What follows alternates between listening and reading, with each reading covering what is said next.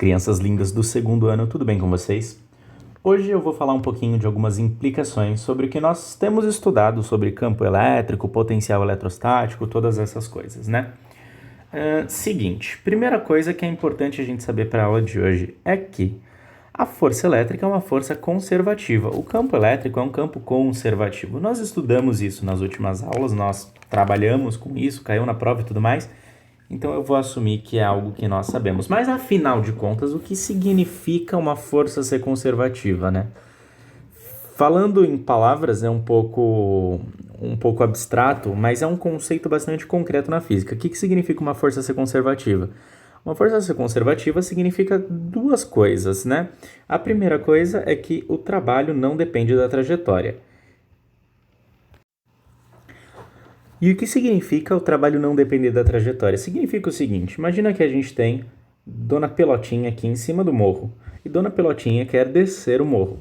Dona Pelotinha pode descer por diferentes caminhos, ela pode ir escorregando assim, ela pode escorregar por um caminho assim, ela pode fazer uma coisa muito bizarra desse jeito. O ponto é que Dona Pelotinha sai desse ponto A, vem para esse ponto B. O trabalho realizado por uma força conservativa, como a força gravitacional, por exemplo, não depende da trajetória que a Dona Pelotinha escolheu. Tanto faz se ela escolheu o primeiro caminho, o segundo caminho, o terceiro caminho, o trabalho realizado para trazer ela do ponto A até o ponto B é o mesmo. Tudo bem? E o que isso significa? Isso significa que no nosso campo elétrico, se a gente está num campo elétrico uniforme, ou não uniforme, tanto faz na verdade, e a gente quer trazer uma carga de um ponto A até um ponto B dentro desse campo elétrico, não importa o caminho que nós escolhemos para levar essa carga, se nós levamos assim, se nós levamos assim, tanto faz. O trabalho realizado vai ser o mesmo, portanto, a quantidade de energia que é fornecida ou dissipada nesse sistema é a mesma, independente da trajetória que a gente escolhe. Agora, por que isso é interessante? Porque nós podemos começar a montar circuitos, né? Agora nós estamos começando a pensar em consumo energético e etc. dentro de um campo elétrico, então nós podemos começar a pensar em circuitos. Então é o seguinte, imaginem que a gente monta um circuito que tenha alguma coisa fornecendo cargas, tudo bem? Uma bateria, por exemplo, que em geral vai ser representada desse jeito assim, duas barrinhas, uma barrinha menor e uma barrinha maior. E aí a gente conecta essas baterias em um circuito, desse jeito aqui, tá bom? Então tem um fio e aqui está a nossa bateriazinha. Eu vou falar que a bateria está num ponto que eu vou chamar de ponto A, tudo bem? As cargas elas vão sair da bateria e vão caminhar pelo nosso fio, certo? Até que elas voltam à bateria, tudo bem? Então olha só, as cargas elas foram saindo do ponto A, deram a volta aqui e retornaram aqui para o ponto A. Se isso acontece, se não tem nada no meio do caminho tirando as cargas do rumo delas, então o deslocamento dessas cargas é zero. Então, o trabalho realizado pelo campo elétrico que surge dentro desse fio, se você der um close-up nesse fio aqui, você vai ver que dentro dele tem linhas de campo elétrico, né, que é causada pela diferença de potencial gerada justamente pela nossa bateria. Mais para frente nós vamos ver que a bateria é um gerador e geradores geram uma diferença de potencial no fio. Então, o que acontece é que, como a gente trouxe as nossas cargas de um ponto A até um ponto B, que depois foi para um ponto C, um ponto D, e por aí vai até chegar no ponto A de novo, o deslocamento é igual a zero. Então, o trabalho realizado por essa carga nessa trajetória fechada aqui é zero. Ou seja, em um circuito fechado, o trabalho realizado pela carga é zero. O trabalho dissipado é zero. Portanto, o potencial liberado, né, é zero também. Vamos lembrar do seguinte: o trabalho a gente podia escrever como sendo o valor da carga vezes a diferença de potencial, certo? A diferença de potencial ΔU. E a gente também podia escrever que o trabalho era igual a carga vezes o campo vezes a distância percorrida lá. Isso aqui era o nosso ΔU, né? Isso aqui é a nossa diferença de potencial. Caiu na prova, vocês devem lembrar. Agora, se o trabalho é zero, Isso significa que a diferença de potencial, somando todas as diferenças de potencial de um circuito, tem que ser zero também, porque a nossa carga é diferente de zero. Júlio do céu, não estou entendendo. O que significa isso? Calma, o Júlio faz um desenho. Seguinte, se a gente tem o nosso circuito, em cada ponto do circuito eu posso falar que existe uma diferença de potencial. Então, por exemplo, eu vou falar que aqui tem um ponto A, aqui tem um ponto B, aqui tem um ponto C e aqui tem um ponto D, tá bom? Do ponto A para o ponto B tem uma diferença de potencial, que eu vou chamar de U1. Do ponto B para o ponto C tem uma outra diferença de potencial, que eu vou chamar de U2. Do ponto C para o ponto D tem uma outra diferença de potencial, que eu vou chamar de U3. Do ponto D para o ponto A tem uma outra diferença de potencial, que eu vou chamar só de U ou de U4, tanto faz, que é a diferença de potencial causada pela própria bateria. O que significa tudo isso que eu estou dizendo? Significa o seguinte: se eu faço a soma de U, que é esse aqui, mais U1 mais U2 mais U3, quanto é que tem que dar isso aqui? Zero. Meu zero não é o zero mais bonito do mundo, mas ele é um zero.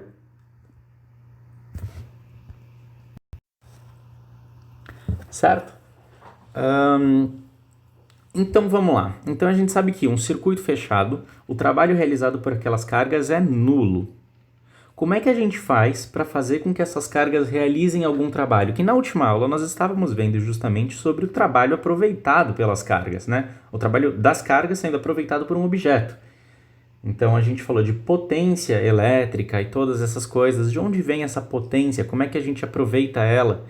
E vamos lembrar que a potência era igual a corrente vezes U. É só lembrar do pio do... ok, eu não sei porque eu insisto nas piadas, né? Mas enfim, isso aqui é para um desses trechos. Então, por exemplo, eu posso pensar em qual é a potência dissipada se eu colocar um objeto aqui, no trecho AB. Aí vai ser a corrente que passa aqui nesse trecho vezes o potencial aqui nesse trecho. Isso vai ser a potência dissipada. Mas como eu faço para aproveitar essa potência? Que tipo de coisa eu coloco? Eu coloco uma máquina, tudo bem, mas como é que essa máquina funciona? Esse é o tema da nossa aula de hoje. Então, olha só, pessoal, hoje nós seremos resistência elétrica, no caso. O que é resistência elétrica? Primeiro vamos entender o que é a resistência a alguma coisa. Vamos voltar para a analogia de água correndo, para pensar na corrente elétrica como se fosse água num tubo. Então imagina lá que a gente tem o nosso tubo com água passando por ele, tudo bem? Então eu tenho lá um fluxo de água passando por aqui. Agora, se eu por algum motivo resolvo entupir esse meu tubo colocando uma esponjinha, então eu vou colocar uma esponjinha aqui, no meio do meu tubo. E o que acontece? Essa esponjinha ela vai dificultar a passagem da água, tudo bem? Por quê? Porque a esponja vai começar a reter um pouco de água nela, a água vai começar a ir mais devagarinho para fora aqui, mas a água precisa acabar toda passando de um jeito ou de outro através dessa esponja. O que acontece é que aqui no meio da esponja a água é retardada, o movimento dela é retardado. Então a gente tem menos água passando por ali porque essa esponja fornece resistência, certo? No caso da corrente elétrica, passando por um fio, essa esponja seria o nosso resistor. Então, o resistor é o que fornece resistência. Agora, o que é resistência? Então, a resistência, como no caso da esponja, que dificulta a passagem dos elétrons, no resistor, o que a gente tem é um equipamento. Aliás, eu não falei bobagem agora, né? Eu falei que a esponja dificulta a passagem dos elétrons, nada a ver. A esponja dificulta a passagem da água. Então, como a esponja é aquilo que dificulta a passagem da água, na nossa analogia aqui, a resistência é o que dificulta a passagem dos elétrons. Isso significa que, se a gente fizer um recorte aqui e medir a quantidade de elétrons que passa pela quantidade de tempo, isso aqui vai ser menor, certo? Mas espera, o que é isso aqui? Isso aqui não é a corrente elétrica? Então, isso significa que o resistor ele vai dificultar a passagem de corrente elétrica, certo? Então, quando eu coloco um resistor, eu altero a forma como a corrente elétrica está se comportando para uma mesma diferença de potencial. Então, sem o resistor, a corrente passa numa boa. Com o resistor, a corrente tem dificuldade de passar. Como é que a gente pode relacionar isso? Vamos atribuir uma grandeza a esse resistor. Essa grandeza eu vou chamar de resistência e vou representar pela letra R. A resistência elétrica ela é dada na unidade de grandeza chamada ohm. que se escreve desse jeito, é representada pela letra grega maiúscula ômega. E aí a relação que a gente tem é a seguinte, é que quanto maior for a resistência elétrica, menor é a corrente, certo? Isso para uma mesma diferença de potencial. Então a gente sabe que para uma mesma diferença de potencial, essas grandezas são inversamente proporcionais. Como é que a gente escreve isso? A gente escreve da seguinte forma, olha só. Eu vou relacionar a corrente com a resistência e o potencial. Então, a corrente vai ser igual ao potencial dividido pela resistência, porque elas são inversamente proporcionais. Ou seja, quanto maior for a resistência, menor vai ser a corrente. Então, quanto maior for a resistência, menor a corrente. E isso aqui, meus caros colegas consagrados, nada mais é do que a primeira lei de Ohm. Tudo bem? O Ohm não é só o nome da unidade de medida. Ohm também é o cara que estudou isso. Faz sentido dar o nome dele para o que ele estudou. Se um dia eu estudar algo que esteja no livro de ensino médio, é bom vocês darem o meu nome para a unidade de medida, tá bom?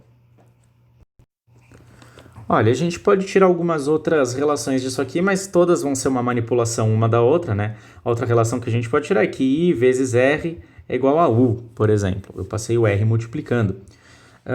Isso aqui é interessante para a gente relacionar graficamente, talvez. Por exemplo, se eu fizer um gráfico de potencial U pela corrente I, então eu tenho dessa relação agora é diretamente proporcional. Então, quando eu aumento I, eu aumento U. Então, a equação vai dar uma reta aqui, certo? O coeficiente angular dessa reta, que vocês já estudaram, acho que com o professor Tiago, então, o coeficiente angular dessa reta vai ser a resistência elétrica do meu material. Por que eu estou falando isso? Por causa do seguinte, quando a gente quer descobrir qual que é a resistência elétrica de um objeto, por exemplo, um chuveiro elétrico, ou uma churrasqueira elétrica, nossa, eu tô impossível hoje. Como é que a gente faz? A gente pega o objeto que tem uma resistência e a gente coloca ele num potenciômetro. Um potenciômetro é um equipamento que vai variar a diferença de potencial.